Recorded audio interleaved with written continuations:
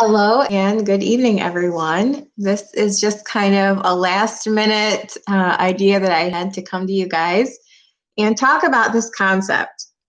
Now, I don't know how much discussion there is that goes on about this topic, or if the symbolism is really understood, but it's actually quite significant in multiple places in the Bible, even back in the book of Acts, into the book of Revelation, into Monkey Bear Max, they're not UFOs. Into First Thessalonians 4. You're funny. A lot of, it's funny. I actually have heard people say that the clouds are UFOs. They're not. This is actually kind of very simple, to be completely honest. And this is kind of like the key, I call it, as that is First Timothy 3:16. What is the mystery of God that's revealed at the seventh trumpet? Well, that key is listed in a specific verse that lists point by point what the mystery of God revealed will be, to tell us what the sign in Revelation 12:1-5 and Revelation 14:6 and 7 all talk about in conjunction also with Matthew 24:14. So there is kind of a map of what this is and when it happens and all of that. And there's a key to this map, a legend to the map that tells you the meaning of it. This idea of the clouds is really no different. And so I'm going to show you how that is. And then once you see it, you kind of can't unsee it. The key to this is actually in the book of Hebrews. In Hebrews 11, there is a chapter dedicated to explaining that salvation in the Old Testament, even so before Christ, before the cross, before the death, burial, and resurrection of Jesus, was always only ever by faith. Hebrews 11, person by person by person, this is discussed. And so we'll start there.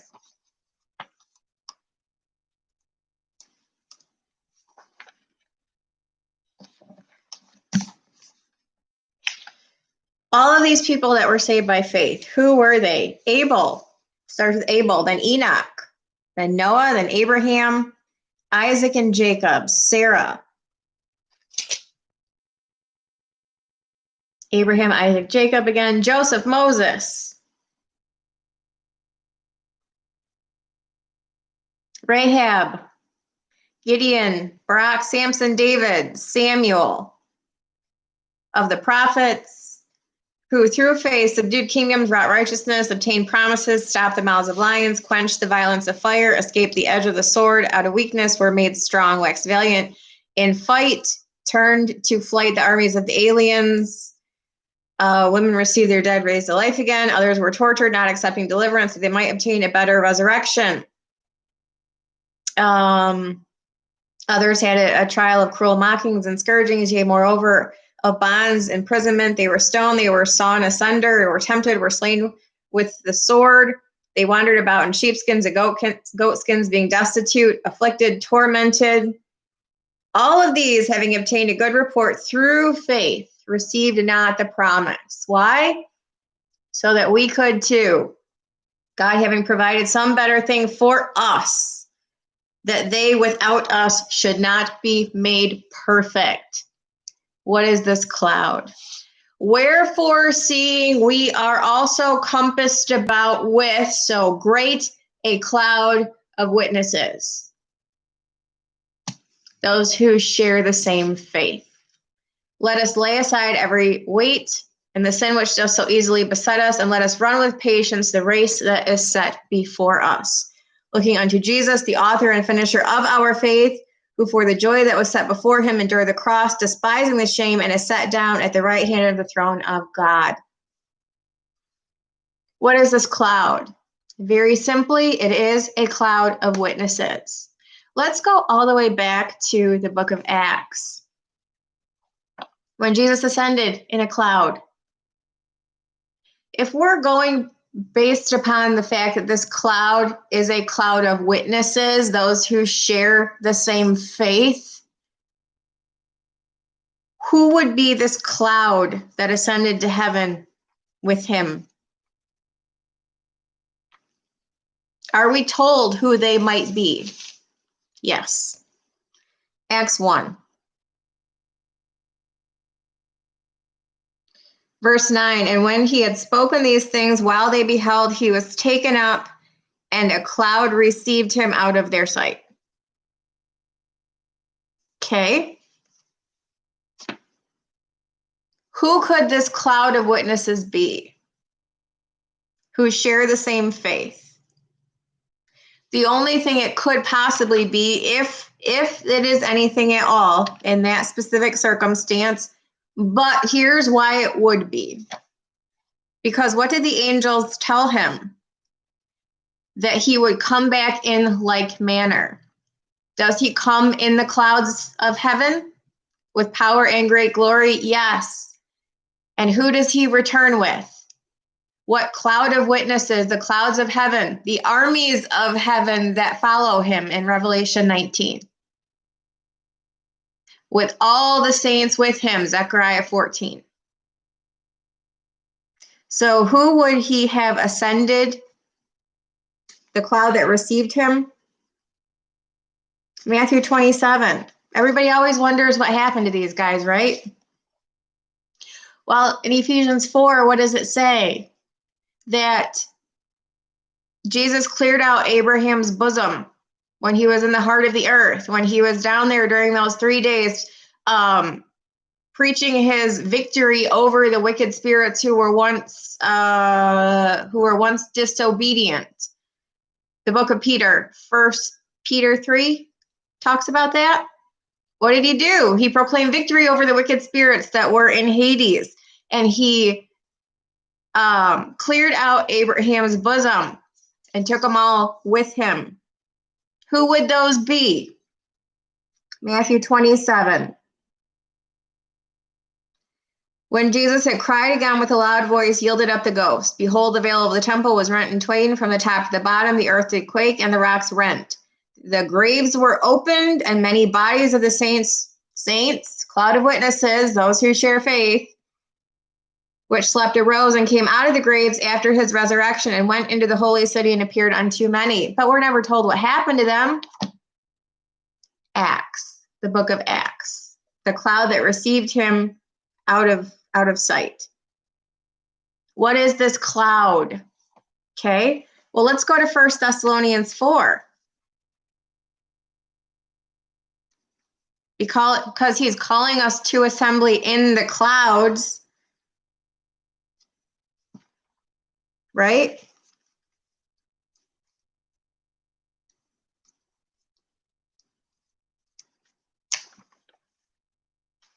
For the Lord himself shall descend from heaven with a shout, with the voice of the archangel, and with the trump of God. The dead in Christ shall rise first. So there's one group of people who share a faith. Then we which are alive and remain shall be caught up together with them in the clouds. Are we actually going to meet Jesus in physical clouds? We're going to meet him surrounded by a cloud of witnesses. Those who rose and those who are alive and remain at his coming. Caught up together with them in the clouds. The cloud of witnesses. Let's go to the book of Revelation to see this even further. Revelation 11. Well, actually, Revelation 7.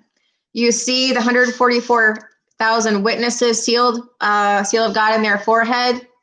They are given the commission to preach during the first half of the 70th week, or to prophesy, or to witness, whatever they're doing, evangelism during the first half of the week. And we see them redeemed on heavenly Mount Zion. They're standing with the Lamb on heavenly Mount Zion in Revelation 14. And we're told they were redeemed from the earth, being the first fruits unto God and to the Lamb. But are we shown their redemption? We're just told that it happened, but are we shown their redemption?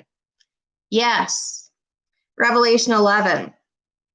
This is another way that we understand that the two witnesses are also there during the first half of the week. There's a lot of other reference points that are several other reference points that we can help or use to help identify this. But the two witnesses, when they shall have finished their testimony, the beast that ascendeth out of the bottomless pit shall make war against them and shall overcome them and kill them.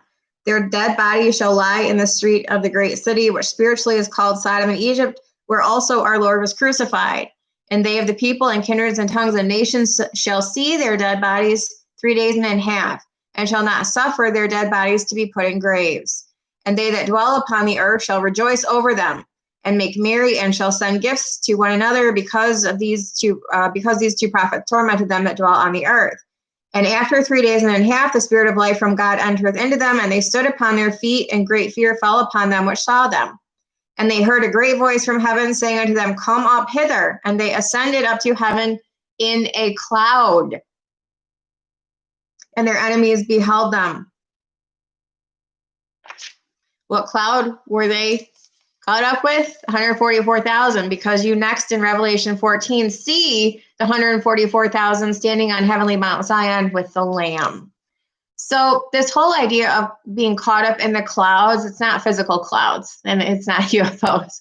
The key to understanding that is in Hebrews 12. We are surrounded by so great a cloud of witnesses. When you see being caught up in the clouds, and there's another thing that I'm actually studying to understand specifically which group this is, because there's two that I think it might be, but when I get to this point, I will have this answer. Jesus. In Revelation 14, and I looked, and behold, a white cloud, and upon the cloud one sat like unto the Son of Man. So which group of people is this that Jesus is protecting, essentially? And that has to do with the judgment of him reaping the earth and treading the winepress of the wrath of God. My guess off the top of my head is that white cloud, specifically called a white cloud. So that's going to reference the white raiment that these people were given and told to wait a little season until the rest of their numbers that should be killed in the same manner should come in. My guess is that since the reaping of the earth and the filling of the winepress of the wrath of God constitutes the fullness of the Gentiles, and that is what you see him doing, is reaping the earth, that is what we learn about in Revelation 19, which is the avenging of the martyrs, Babylon, the destroying of the earth, the treading of the winepress, the fullness of the Gentiles. Again, that constitutes the avenging of the blood of the saints, which are those under seal 5. So my guess is the white cloud that he's sitting upon is actually the souls under the altar that are waiting for the full number of the martyrs to come in, which happens when Jesus reaps the earth and treads the winepress of the wrath of God. So that is what I'm thinking, and I will certainly do more research on that. But just to kind of throw that out there for any of you guys who wondered what these cloud references are, and then again in we're told he's coming in the clouds of heaven. Yes, he's coming with the armies of heaven, those who follow him on white horses, clothed in fine linen, white and clean. The armies of angels, the armies, all of the saints, all of that. So when you're talking about clouds in these respects, you're talking about the key to understanding that comes from the book of Hebrews, chapter 12, verse 1, where it talks about we are surrounded by so great a cloud of witnesses. So anytime you see these talking about ascending in a cloud or being caught up in a cloud or sitting on a cloud or being seen with the clouds or in the clouds, you're talking about seeing witnesses or people of faith. One more reference I think I want to say.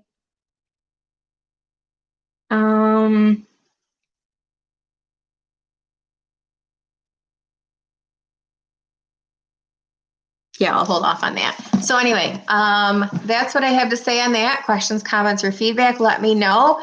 But just a little bit of a point, and I'm not sure who has what thoughts on that, but let me know. I'll see you guys later.